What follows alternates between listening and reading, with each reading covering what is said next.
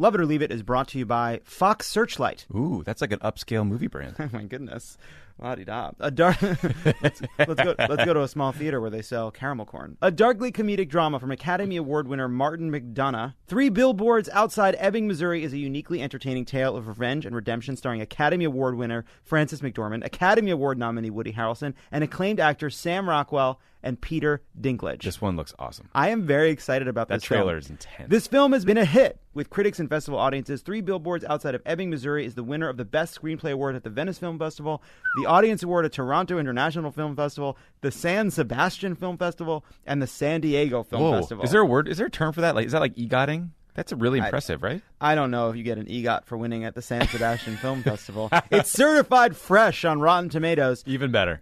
Look, the trailer looks awesome, which you guys should check out, and it's got Frances McDormand, who's amazing. Mm-hmm. It's got Woody Harrelson, who's great. I just saw him in that monkey movie, and you know what? It's hard to sell being a human in a monkey movie. And he did a great job. I think he EGOTed for that. No? Sam Rockwell from the film Moon, which you haven't seen Moon. After you see 3 Billboards in Ebbing, go check out Moon. Will do. Give yourself a treat there. And Peter Dinklage. Peter Dinklage is awesome. We love Peter Dinklage. He's in a show. I don't know if you've ever heard of this show. It is called Game of Thrones. And let me tell you about Game of Thrones, Tommy. Gabe of Thrones. Game of Thrones is what Game of Thrones is when you have a cold. I want to watch Game of Thrones. Listen, we're going to go see 3 Billboards Outside Ebbing, Missouri. Now, here's the thing. Is the title a bit strange? Sure. Mm-hmm. It is. It's ominous. But it tells you what the movie's about. Sure does. But I know when you say it's a movie about billboards, you think, what, is it about the painting of the billboards? Is it about how you assemble the billboards? No. It's a deeper story about something that happened in this small town. And the trailer looks great. And I'm very pumped to see it. Me too.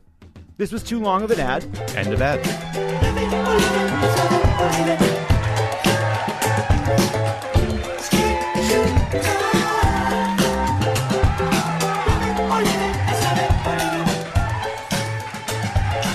What is up?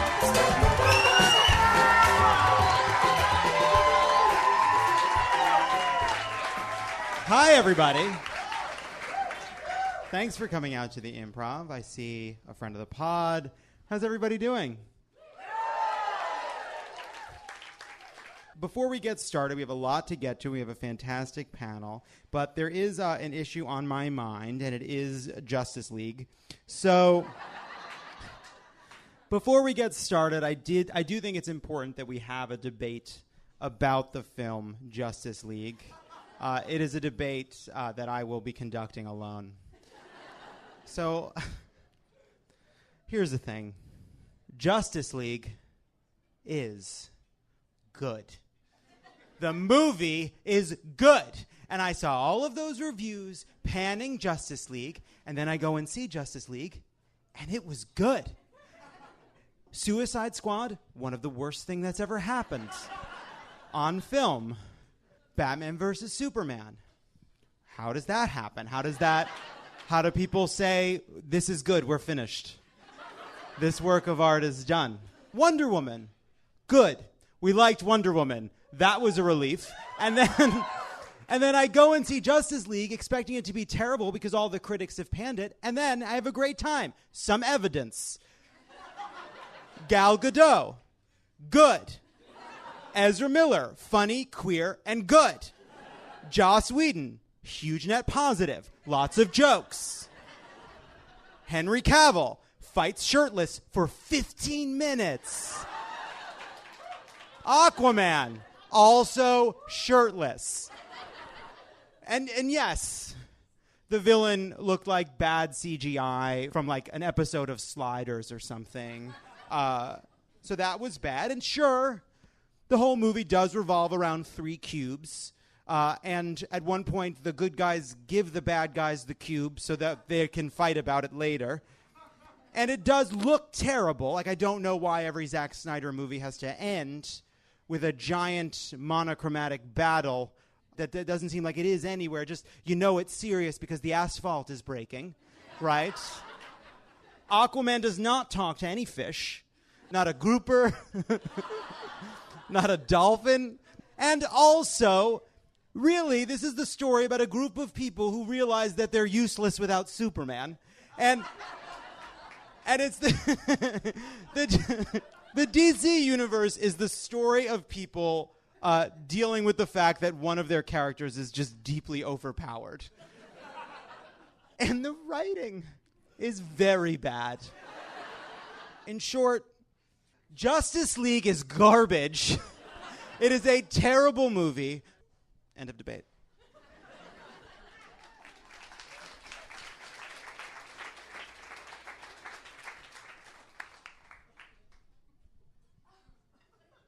That Henry Cavill, though. And that Ezra Miller. I'm going to see that Flash movie. I hope they let him be a gay character.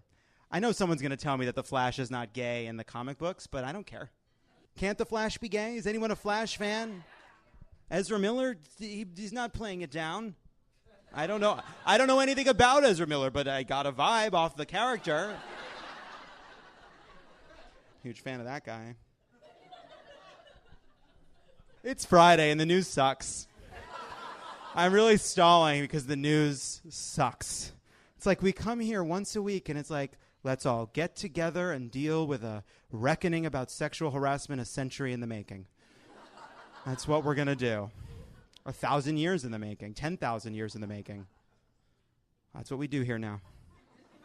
A year ago, if you said, what are you going to do every Friday? I'd say, I'm going to talk about Donald Trump and sexual harassment. Very surprising. I would have not believed it. But here we are. Couple things, guys, before I bring out our panel. Crooked has launched a new podcast with Jason Kander. It's called Majority 54. It's about the 54% of us who didn't vote for Donald Trump and how we talk about the issues to the rest of us who did. And it's great. His first episode is about race and policing. It's a fascinating conversation, and you should check that out. Crooked Conversations. I don't know if you've been following this, but Tommy Vitor has been plugging Jane Mayer's book for like a year and a half. He finally got to meet her.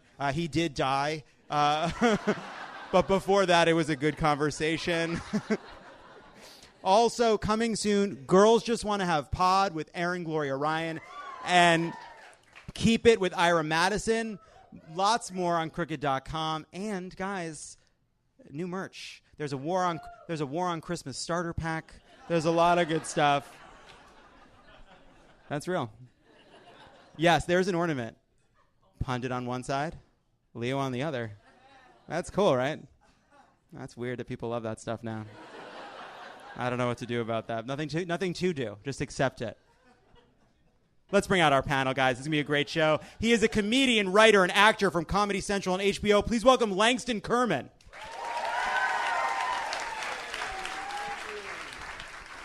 Hey, Langston. Hi. Thank you. She's a comedian with a special on Netflix called Lower Classy and was the first Latina to create, produce, and star in a network TV sitcom. Please welcome Cristela Alonzo. How are you? What's up, everybody? I'm good. How are you? How is everybody? We're good, I think, mostly. I haven't seen Justice League, and now I don't know if I want to or not. But it's nuanced. But hearing you talk, I want to go and read your Yelp reviews. You have really good reviews on random They're stuff. a journey. I write them under a pseudonym. Good luck. He's a social entrepreneur, CNN political contributor, and the author of Beyond the Messy Truth. Please welcome Van Jones. Hi, Van. Hello. Why do I feel so underdressed next to Van Jones? Why do I feel like you're a football coach giving me a pep talk about how I can reach my dreams? It's possible. Anything. Girl, you is can get possible. that scholarship. Go. Look, is Van wearing a blazer? Yes. But am Yes. I wearing pants I bought on Amazon for $12? Yes. Let's get into it. Yeah. What a week. I don't want applause. I want a fucking bell. It's people yelling, keep it in. All right, let's get into it. This week we've been dealing with the aftermath of the allegations against Roy Moore and the ongoing international reckoning around sexual misconduct, sexual harassment, sexual assault. There was a report this week that Senator Al Franken, he was accused of harassment. Radio host Leanne Tweeden reported that in 2006, when Franken was doing a comedy USO tour, he forcibly kissed her during rehearsals. She shared a photo of Franken reaching for her, apparently her breast, while she appeared to be asleep. He apologized to her, called for a formal ethics investigation into his conduct. We've been having this conversation about all kinds of figures across industries, across parties, from Kevin Spacey to Weinstein to Louis C.K. to Roy Moore to Roger Ailes to Bill O'Reilly, and on and on and on. This was a revelation about a popular, prominent Democratic senator, popular amongst many of the people leading this conversation about the importance of taking these allegations seriously, making sure people are held accountable. Cristela, what did you make of this report about Al Franken, and what was your reaction, and what do you think the repercussions should be? You know what I thought was interesting is that it's a very serious problem, but if you go on social media, I felt like it's one of those issues that's actually separated into parties. So it actually does become a Democrat versus Republican issue, because that depends on how they're going to react to everything. It's like Trump commenting about Al Franken, he goes and tweets about it, and I just keep thinking, oh my God, I can't wait to see what he says about Roy Moore. You know what I mean? Which is going to be nothing. And I understand it's so weird how this is such a serious problem, and so many people on Twitter get upset, and they want to, they want everybody's heads. But it's weird how people react when it's one of their own.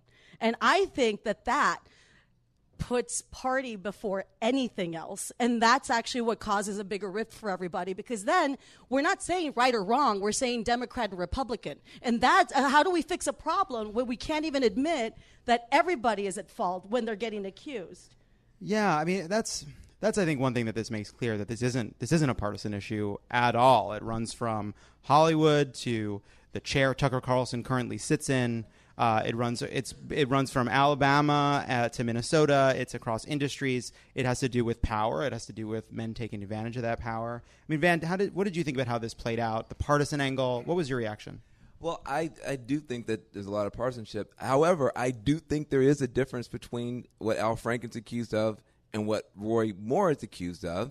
And I mean, it's kind of like the difference between like a mugger and Jeffrey Dahmer. I mean, it's like there's like a real big difference. And I also think that it does matter if somebody fesses up and if somebody tries to apologize versus somebody who's like now getting like a handwriting expert to like prove that he didn't sign a yearbook. I'm like, dude, you're reaching. Right. You're reaching. Dude got banned from a mall. I mean, how bad do you have to be when you can't be near a Brookstone? My boy Roy Moore is not going down. It's kind of tight that he...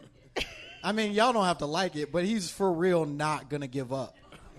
That's really impressive. Anything is possible. Right. Like it's impressive the amount of shit he wrote in a child's yearbook and not have a good summer. Like he wrote real shit. Calling her beautiful. Yeah, he was like, you sexy as hell, dog. And then he called her at the office. Yeah, and then he's like, I'm intrigued. He's like, and then Hannity asked him about it, and he was like, I mean, if it happened, I'm not going to deny it, but I don't remember. You know what I mean? Like, I signed so many yearbooks, it's a blur. Like, my hobbies include I'm very popular. Walks on the beach and signing yearbooks. It's just what I do. I was most popular at school. What do you want from me? I was most likely to sign yearbooks in high school. Sorry. He's not going anywhere, and it's impressive. Al Franken cave. What a coward. Can I just say, was it weird? I don't know. For me, it was a breath of fresh air to have a statement where he admitted that he did it so quick. And that's weird. Isn't it weird to be at that time that when someone comes out and says they did it, I'm surprised at the speed of it and the actual admission. Like, that's what I think is interesting. Yeah, huh? It took him two statements, but fine. The sequel. The sequel. Look, I'll be honest in that this one really, like, it was a gut punch, and it's not surprising to find out that a person, Al Franken's a stranger to me, right? He's a public figure who I looked up to because of the books he wrote, because of the way he went from comedy into politics. I liked the way that he conducted himself as a senator. I like the way that he interrogates people. I like the way he fights for things I care about, but I don't know a thing about this guy. So to say that I'm surprised because I like his politics isn't fair, but it was a gut punch because he's somebody that I looked up to. And I found myself wondering, like, what is the right thing, right? Is it the right thing to call for his resignation? And I'll just be honest in saying I wasn't sure. And then I found myself asking, what would I say if this were a Republican? If this were Jeff Flake or Ben Sass, the best they've got, So sincerely, like, that is what I was thinking. And I found myself thinking I'd probably call for them to resign but I'm being honest. I think I would say they should go, because it's not just the photo. It's not just story. It's that we should hold senators to a higher standard. We're dealing with something hard. And I think the challenge is, what do you do when people do something that's wrong? And right now we have a light switch approach, either total forgiveness or a lights out. And I do a lot of work in prisons with people who've done stuff that's really, really tough. And I try to have more of a dimmer switch approach. Like, you want to be able to, figure out not a one-size-fits-all response to each and every person. And I think that's it shows you how new it is for us to even take this stuff seriously, that literally we only have two responses, which is either throw them into the piranha pit or say it didn't happen. And so at some point we're going to hopefully develop a little bit more of an intelligent approach to this stuff. Well, but see, here's the point. Is what I was trying to say is that the situation with Franken is actually a little different because the victim accepted his apology. And that's something that's actually very important to talk about, because in the other cases, going up to 45, the women that came out haven't gotten the apology, and they don't have closure, and they don't get to move on. They don't have their final chapter. They don't have anything. All they are is a number, because most of us can't remember their names anyway. So that, or like when we say, that someone's guilty or someone's not, what happens in this case when he apologizes and she accepts the apology? Because I'll tell you, as a woman of color in stand-up, there's not many of us out there, and I've experienced stuff like that. I've been in situations like that, and let me tell you, an apology, that is powerful.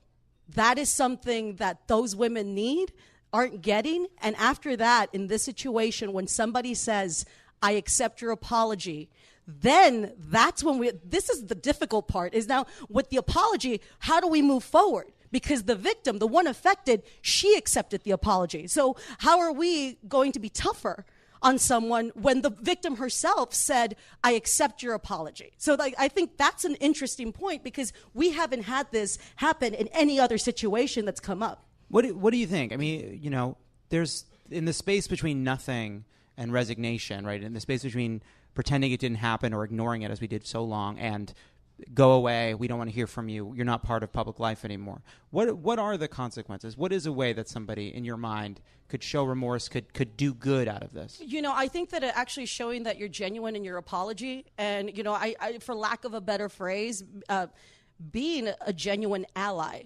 in the movement and actually showing remorse and showing that you really meant what you said, I think goes a long way.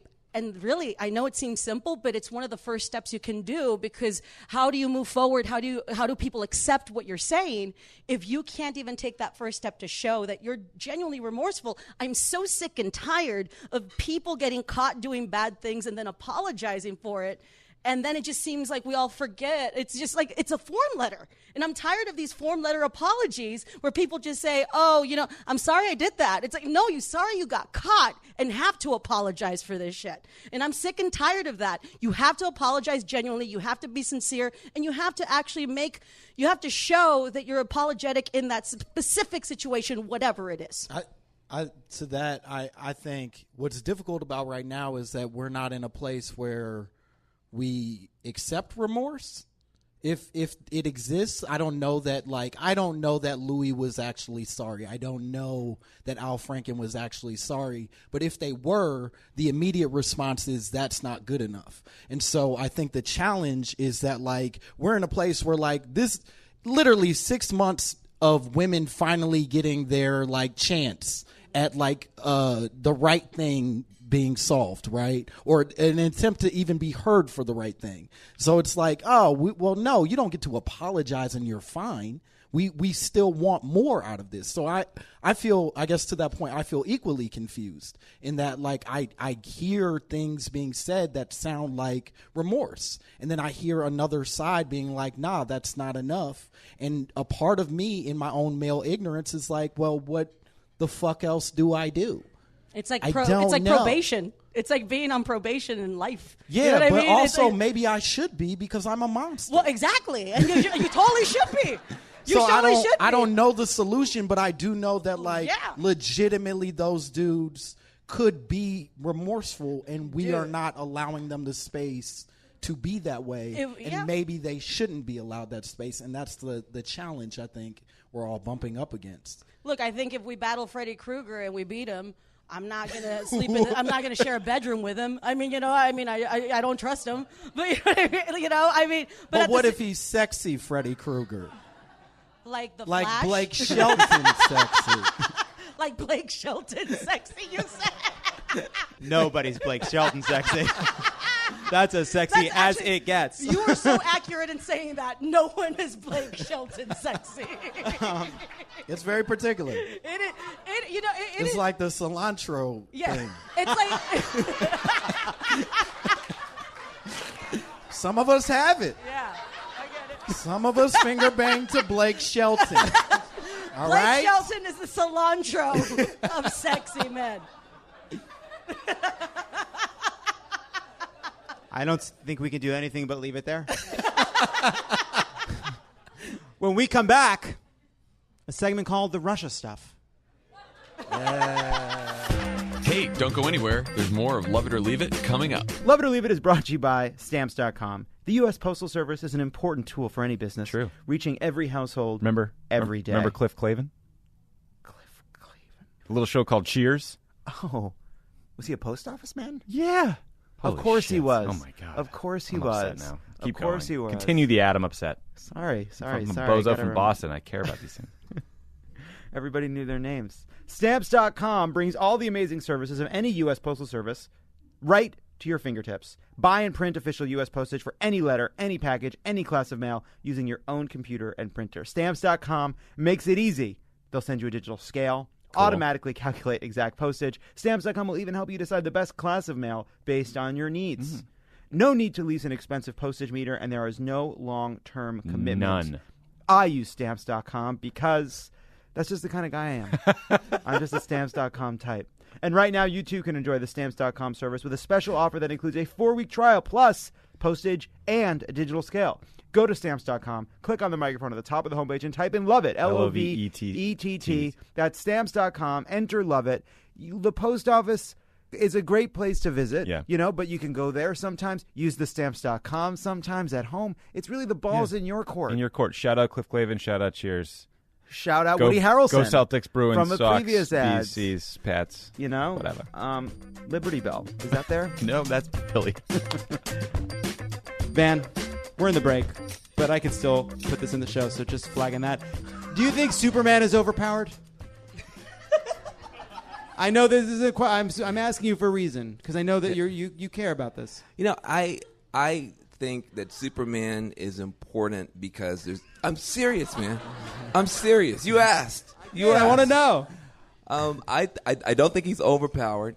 They always can throw some kryptonite in there if they need to. But the reality is that the buck has to stop somewhere, and it ain't gonna be Aquaman. Okay? It's just not. It's just not. If the world is destroyed, Martians aren't going to be saying, "Damn it, Aquaman, where were you?" Like, there's got to be something. He's the dude. Aquaman reminds me of that show in the 90s where they tried to make Knight Rider, but it was a boat.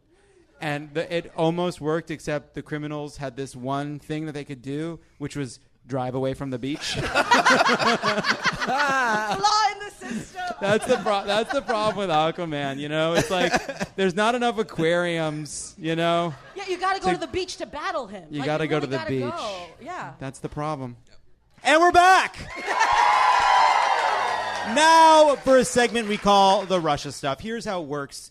This Russia nonsense is ongoing, but as a matter of principle, we know that we don't have a lot of effect on it. And while it's interesting and a bit like candy and one of the craziest things that's ever happened to the Republic, we also should be talking about tax reform and healthcare and all the things where we really can make a difference. And so we're going to spend 2 minutes, and only 2 minutes, on the Russia stuff and the latest developments this week because there were several. Let's start the clock. Earlier this week, The Atlantic reported that WikiLeaks slid into Donald Trump Jr.'s DMs on Twitter during the campaign, proving that Donald Trump Jr. is at best a moron. The House Intelligence Committee is weighing whether to subpoena Twitter over the messages. Jared Kushner received and forwarded emails about WikiLeaks and received a, quote, Russian backdoor overture and dinner invite, end quote, that he kept from the Senate Judiciary Committee investigators. The committee is now requesting those missing documents, transcripts of Kushner's testimony to date, and all documents related to Kushner's security clearance. They said the deadline to produce the documents is November 27th. Up until this week, Attorney General Jeff Sessions, who does not have a memory, does not retain information, could not recall any relationship between the Trump campaign and Russia. On Tuesday, before the House Judiciary Committee, Sessions revised his account of what he knew, revealing for the first time that he indeed recalled a meeting in which a campaign advisor talked about having contacts who could possibly arrange a meeting between then-candidate Trump and Russian President Vladimir Putin. Sessions then decided to open a speech at the Mayflower Hotel in Washington, D.C. today with a joke about his tendency to forget meetings with agents of the Kremlin. Quote, I was just thinking, I want to ask you, is Ambassador Kislyak in the room before I get started? And in Russians, I'm not doing an accent. Ha, ha, ha. All right. Good one. The Russians interfered with our election. Hilarious. Trump had the meeting with Putin during his 11-day trip in Asia. Trump said he took Putin at his word that Russia didn't interfere in the election despite reports for our intelligence agencies. Trump said of Putin, he said he didn't meddle. Every time he sees me, he says, I didn't do that. And I really believe that when he tells me that, he means it. Van, do you think Putin means it? No, I think that I think that Putin thinks about Trump like the way that ventriloquist thinks about a puppet. He's just sort of, yeah. And that's the Russia stuff. Cliffhanger. And now for a segment we call OK Stop. All right. Ooh. Now there are superfluous bells. Here's how OK Stop works. We play a clip, and as it goes, when it bothers us, when we have something to say, we say OK Stop, and then we talk about it. An FBI report leaked this October warns of an emergent domestic terror threat imperiling the lives of police officers. The report is entitled Black Identity Extremists, a term meant to denote activists like those who belong to the Black Lives Matter movement, a term that is made up. At a House Judiciary Committee hearing on Tuesday, Congresswoman Karen Bass asked Attorney General and known... who wrote this card? Attorney General and known racist Jeff Sessions about this report. That's biased. And that's a little biased. I want to see that credit on his LinkedIn. That's a good... Supervisor at racism. Previously at racism. Let's roll the clip. Do you believe that there is a movement of African Americans that identify themselves as black identity extremists, and what does that movement do? Well, it'd be interesting to see the conclusions of that report, but I'm aware that there are groups that do have an extraordinary commitment to their racial identity, and some have transformed themselves even into violent activists. Are you aware of white organizations that do this as well? Okay, stop. Bars! Now, before we get to what's next here,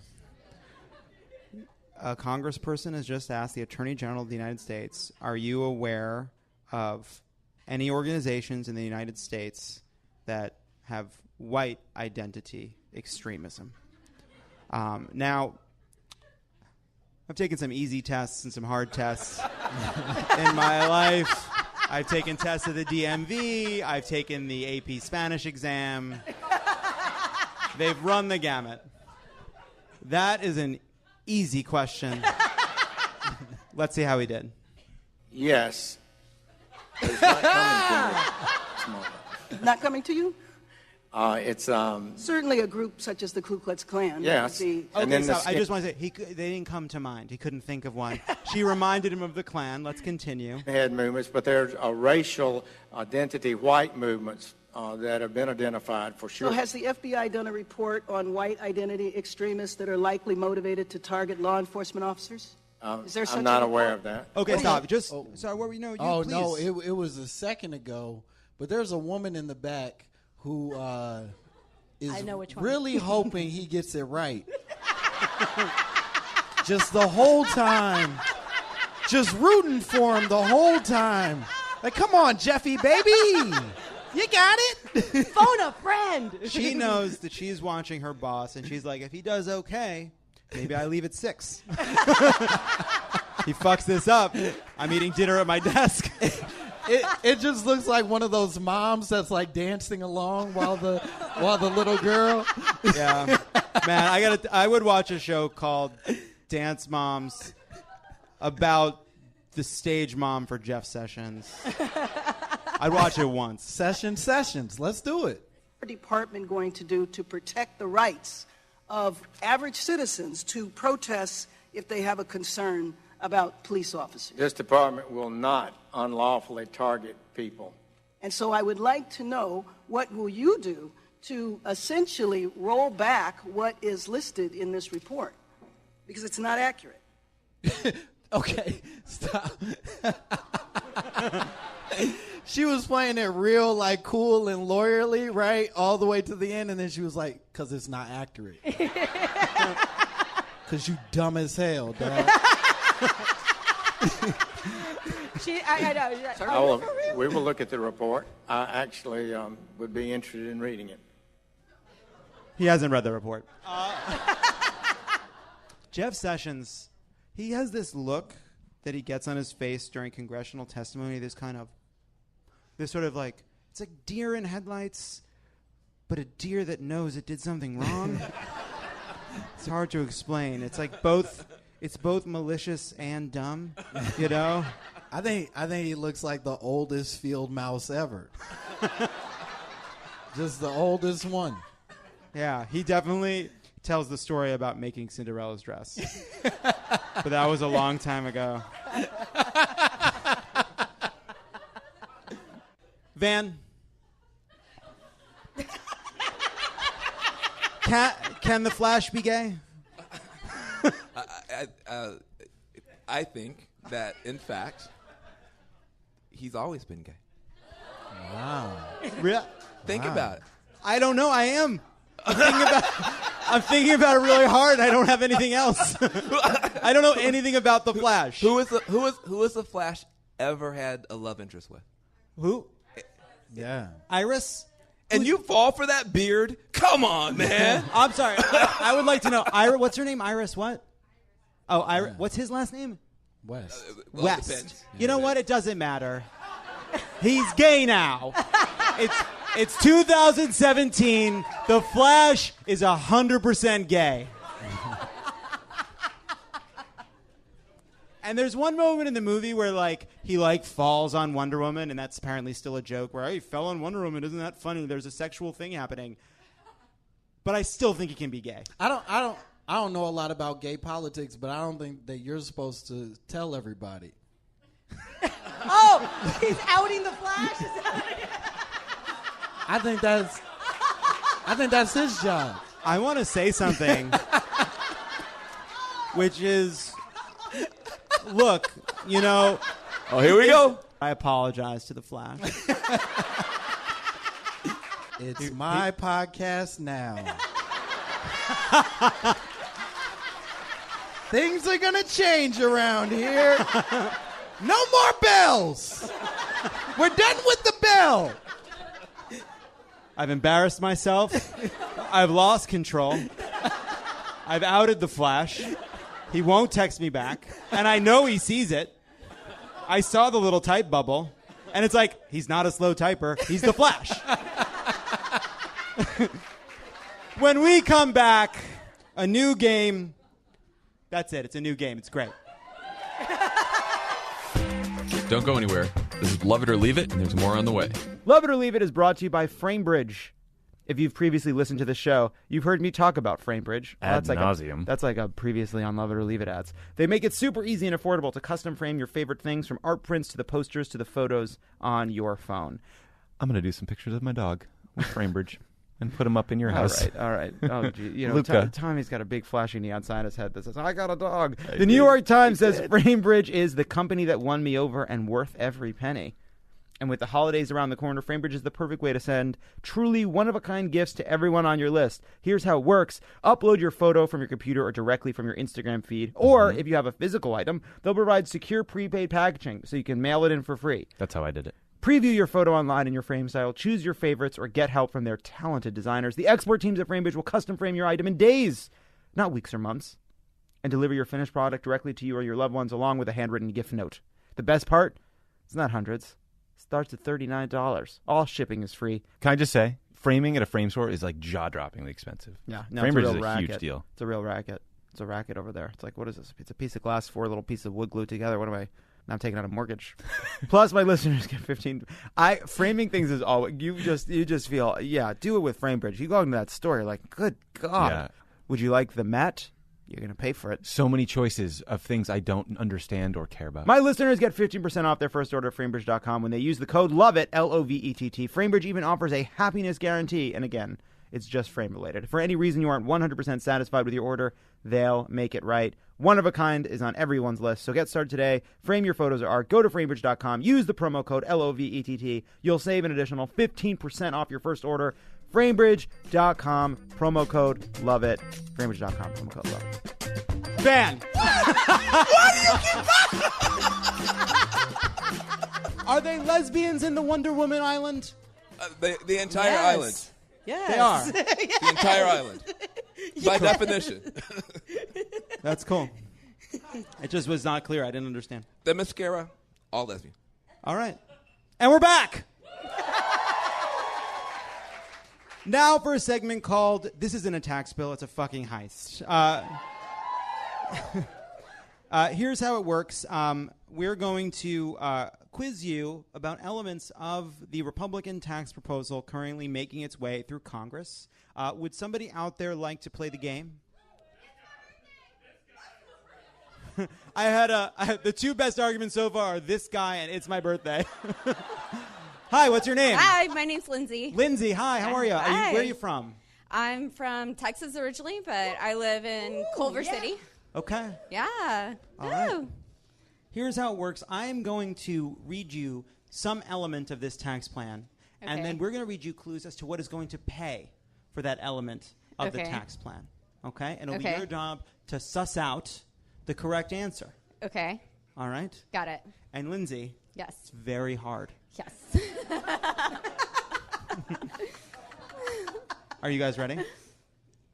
Joe Ricketts just shut down DNA Info, The Gothamist, and its sister sites, including LAist, DCist, Chicagoist, and SFist, after employees tried to unionize. With the estate tax cut and repeal in the bill, he personally would stand to gain $835 million for his estate, for his heirs. How are we paying for it? A. By sending Donald Trump Jr. to the Serengeti to gather as many elephant tusks as he can by any means necessary. Oh, that's sad. By taxing tweets, which would save American society. Or by making 145,000 graduate students, 60% in science and math and engineering, pay at least $10,000 more annually, thanks to the repeal of a provision that prevents grad students from being taxed on tuition waivers. So, Lindsay, the question is to you. Are we paying to help the heirs of the Ricketts fortune by selling tusks, taxing tweets, or making grad students who are making $30,000 pay taxes as if their income is $80,000? Oh, man, it's grad students. Yeah. Sucks. Lindsay, Yeah, it you sucks. are 1 for 1, and I believe you're beginning Thank to you. pick up on the theme of this game. Next question. Okay. Currently, 840,000 teachers are able to deduct the cost of supplies they buy for their own classrooms. This allows teachers to spend $250 on markers and crayons.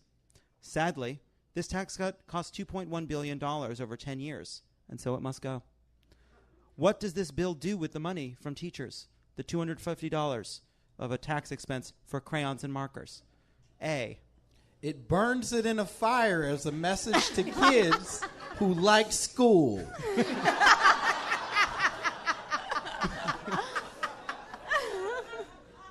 B, buys giant gold letters that spell out the word street smarts.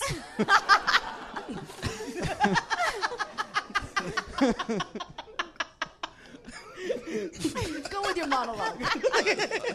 Or C, puts it toward the estate tax cut of one family, the DeVos family. Yes, $2 billion from teachers to go to the family of the Secretary of Education.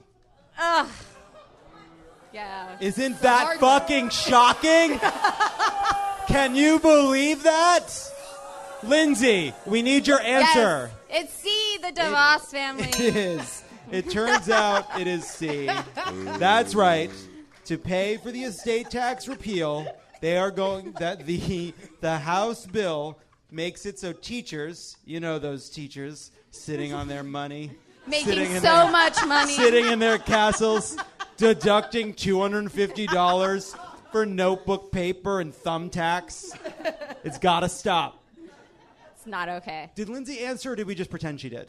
No, I did. She did. She got it. Was there a bell? You forgot the bell? Guys, I'm sorry. Nice memory there. Oh! Not so nervous anymore, are you, Lindsay?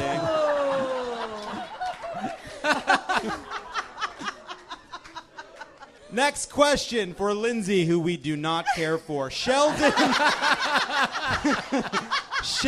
and Miriam Adelson, the Republican mega donors, would personally see a $14.6 billion increase in the inheritance for their heirs. One family, $14.6 billion. It's expensive, but don't worry, we can afford it. How do we pay for it? A, by putting orphans to work and taxing their coal output. B, by making nuns sing in the subway and then using that money to buy bitcoins and then hoping bitcoins are real.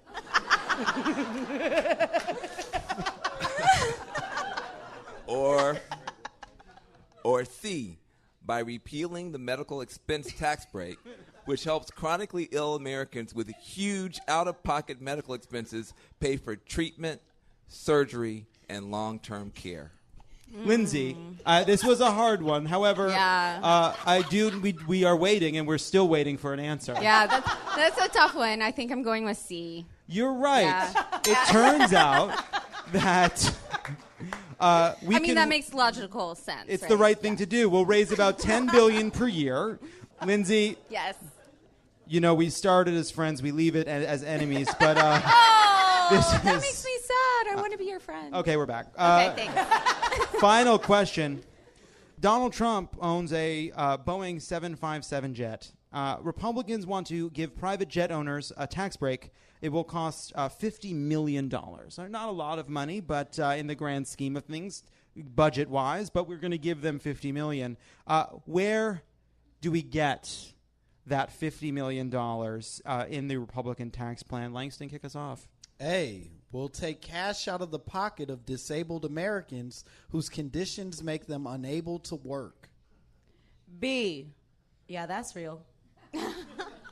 C, this is the world we live in. Yeah. Yes, this is the elderly and disabled tax credit. If you're 65 and older and have a disability and your income is low enough, you may, until this is repealed, be eligible for that tax break. $50 million for Trump's plane. Where's it coming from? All of the above. Yes, it is. It's all of the above. Yeah. Give it up for Lindsay. Lindsay, against all odds, with an attitude that many people found grating. I'm just kidding, Lindsay. I'm just kidding. Guys, Lindsay has won the game. She gets the parachute gift card. Please, a round of applause for Lindsay and for our panel for helping us play the game. Oh, and happy birthday to Lindsay. I want to who said that? Who reminded me? What's your name? I'm Shoobs. Shoobs? Yeah. I don't know. Shoobs, it's cool. Is that a nickname or is it just... Nickname. My name's too hard for you to spell. So, I don't have to spell it. So I felt that Shoobs, now that I know you, I get it. I get why you're a Shoobs. But Shoobs, I want to thank you for knowing me well enough from having listened to remind me to wish Lindsay a happy birthday. Because it is, it's the little touches that I do often miss. That's my entire goal of the show. Good, thanks, Shoobs. Van, Aquaman can talk to fish? Why do you keep doing this? It's not working. It's working for me. It's working for me. I feel great. Can I ask a question? Do you break up with the audience every week and then make up with them? It's love-hate. No, it's all love. We get along, but sometimes you do have to muscle them a little bit, remind them who's boss. Sure. And see, when I'm in charge, you guys, you'll get to do what you want. Langston! Bring back the hissing. Come on. 40 minutes of hissing. I don't know what it means, but I like it. You know what? Langston come in. He's new. He's fresh. You think you like him, you'll miss me when I'm gone. We don't know about his bugaboos yet. I don't read a lot. And it's usually very specific reading. I read a lot of Steph Curry news. Oh, yeah. It's going to turn into a weirdly sports-specific podcast about a petite, light-skinned man who I like. I like him too, but it's different. All right, when we come back...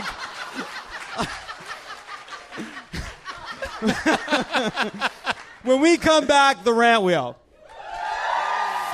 Hey, don't go anywhere. There's more of Love It or Leave It coming up. Love It or Leave It is brought to you by Pro Flowers. Pro Flowers. Talk about how the bouquet recently sent to you by Pro Flowers looked and how it stayed fresh a surprisingly long time. It's been a long time since we talked about Pro Flowers. Tommy, Pro Flowers sent me such a lovely bouquet. Tell me about it. I came home. What do I find waiting at my front door? A green box from Pro Flowers. I take the flowers out. It's a very simple thing. You unwrap them then what delicately. happens? You put them in the vase or the vase if you're a middle-class guy like me, and you put it in the vase.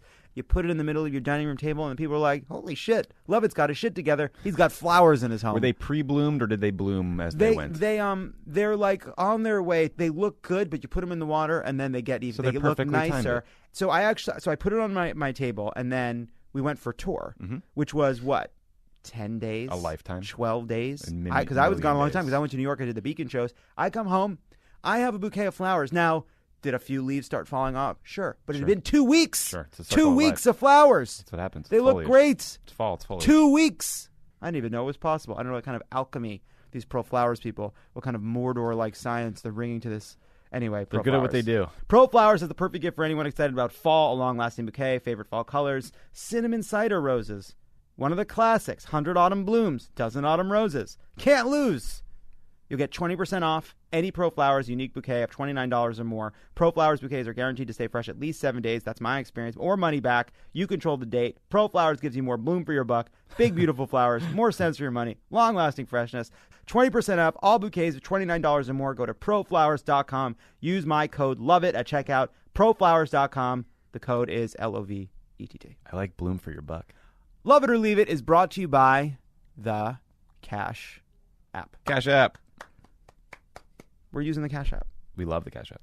I appreciate all the people out there that have been finding my name on the Cash App and sending me $1. I've Really? not accepted any of those dollars. I will say I appreciate less people requesting money from me at random. I keep getting weird DMs saying you owe me $100 with the Cash App. I will not be doing that. Yeah, you're not getting... Listen. Thanks for listening. The listening is the reward. Yeah. You know what else is the reward? When you download the Cash App and use it for the first time, $5 goes to you, and $5 goes to the World Central Kitchen, which is Jose Andres' nonprofit that is feeding hundreds of thousands of people in Puerto Rico who still don't have power or all the stuff they need to survive. He is doing heroic work. You got to use the code. The code is PODSAVE. I left that out. PODSAVE. PODSAVE is the code, PODSAVE. That's $5 to you, $5 to Jose Andres' work in Puerto Rico. We're switching to the Cash App. We're not using the other apps anymore. And we're back. Yeah. Now for a segment called The Rant Wheel. Here's how it works. We spin the wheel where it lands. We rant about the topic, whatever it may be. This week on the wheel, we have the Mike Pence rule about not being in the same room with Mike Pence. We have elephant poaching, which has been in the news. We have Christian Bale gaining and losing weight again and again. We have Louise Linton and Stephen Mnuchin at the Mint taking pictures. We have the miscarriage of justice affecting Meek Mill. We have the opioid withdrawal earpiece. We have Blake Shelton, People's Sexiest Man Alive. And late breaking development, Justin Bieber won a Latin Grammy. Why? Have you not heard Despacito? Let's spin the wheel.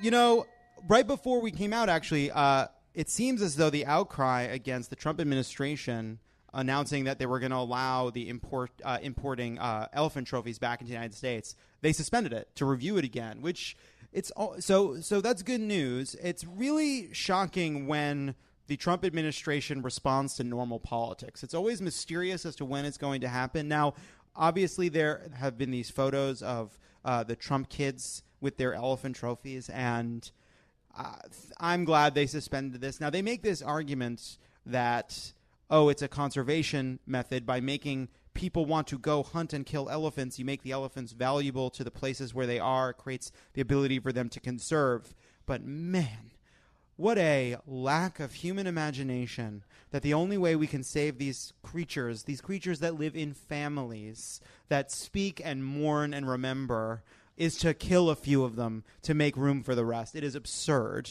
And it's great that they suspended the rule.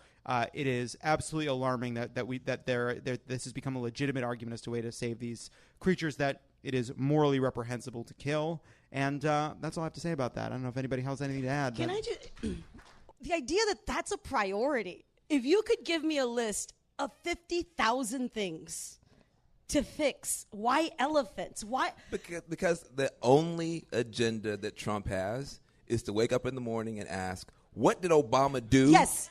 Not that. Yes. Not that. Yes. So I don't think there's actually any thought process. Like, Obama tried to protect them, so he says, fine, kill Dumbo. What? People don't like that? Okay, never mind. So that's where we are. Yeah, the pausing it is fascinating. Let's spin it again.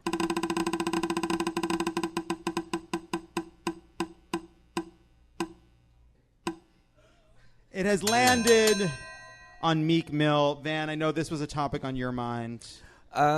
So Meek Mill, you don't know, he's a rapper from Philadelphia, and he wound up getting sent back to prison for 4 years for popping a wheelie. So, it's created this huge outcry in Philadelphia, and for me, it's just like a symbol of everything that's wrong with the criminal justice system.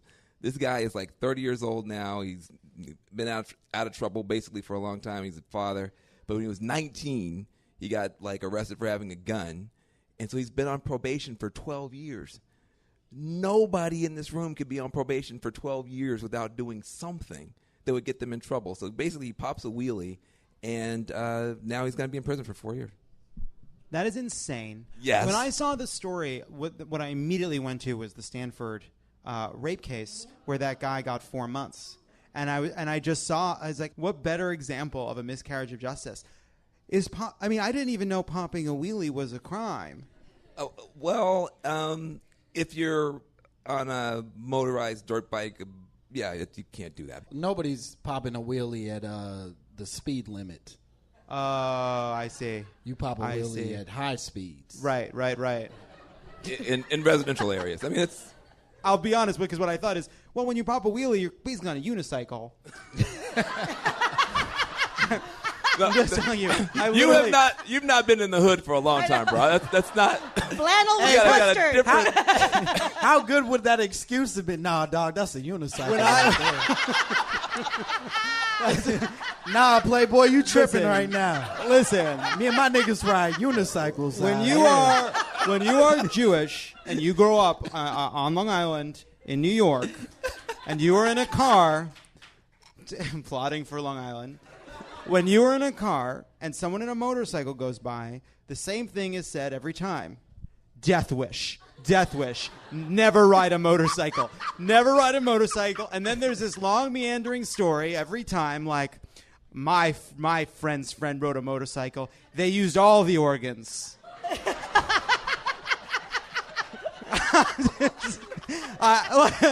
Like, to this day, like, honestly, there's two things that were, like, maybe three things that were drilled into my head more than any other as a kid. Don't smoke.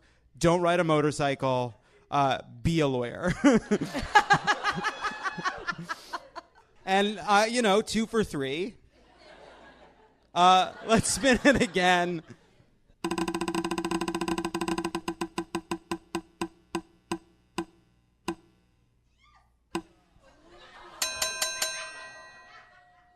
It has landed on Christian Bale gaining and losing weight again and again and again. I don't know if you guys saw the photos of Christian Bale gaining weight to play, I believe, Dick Cheney. Is that right? What a choice.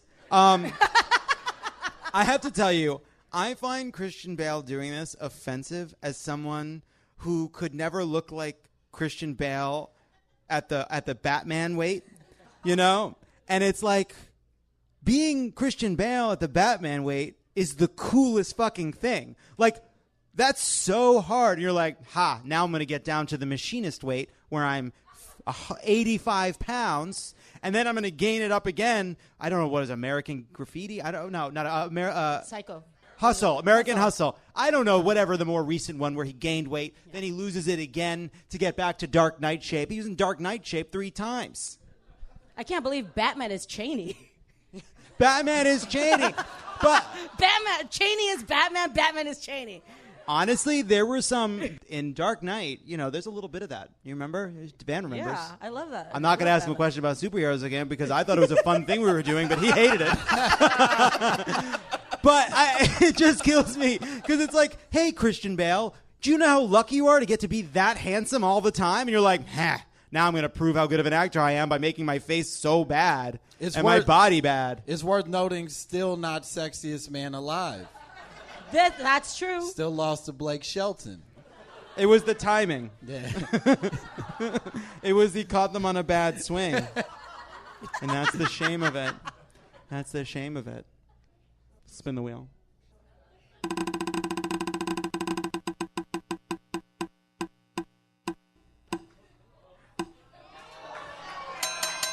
Yes! Justin Bieber won a Latin Grammy. As far as I'm concerned, it's about fucking time. Despacito is good, and I don't care that he doesn't know what the words mean and can't say them. I don't care. It was about time. It was about... I'm sick of all these Latinos and Latinas winning Latin Grammys. When's it our turn, Cristela?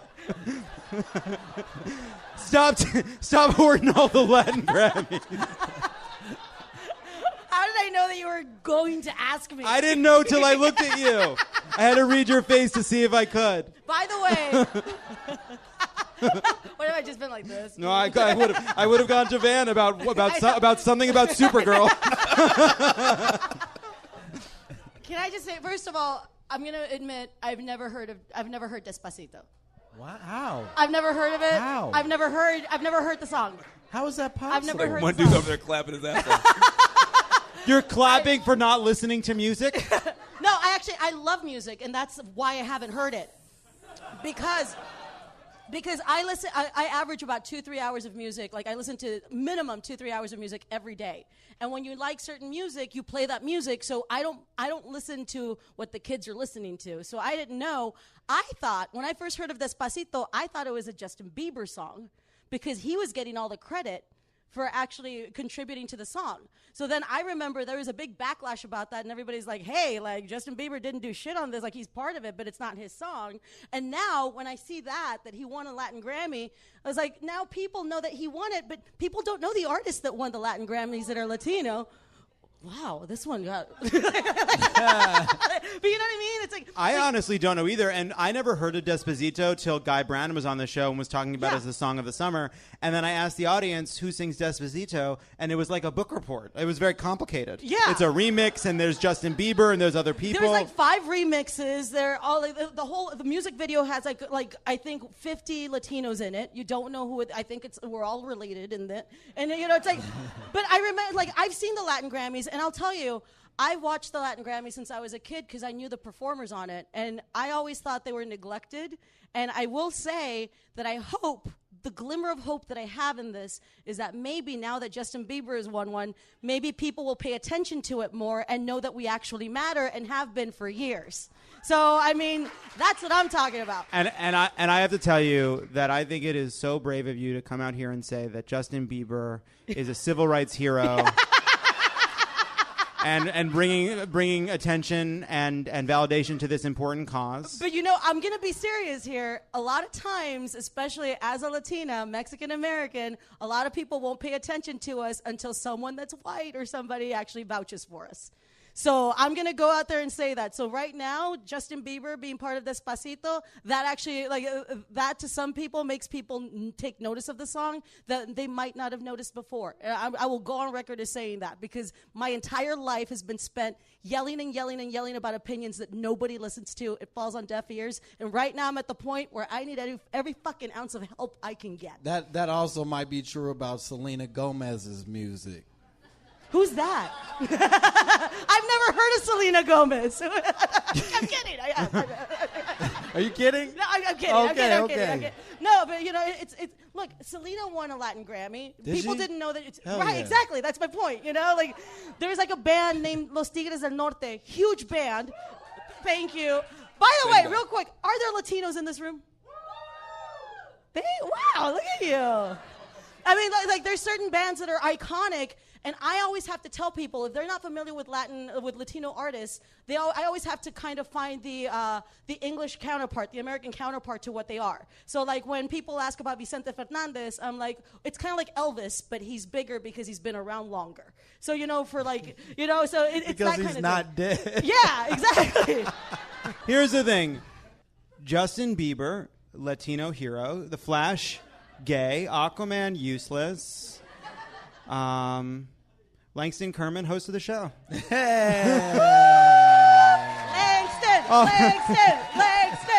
I want to thank our panel, Langston Kerman, Cristela Alonzo, and Van Jones.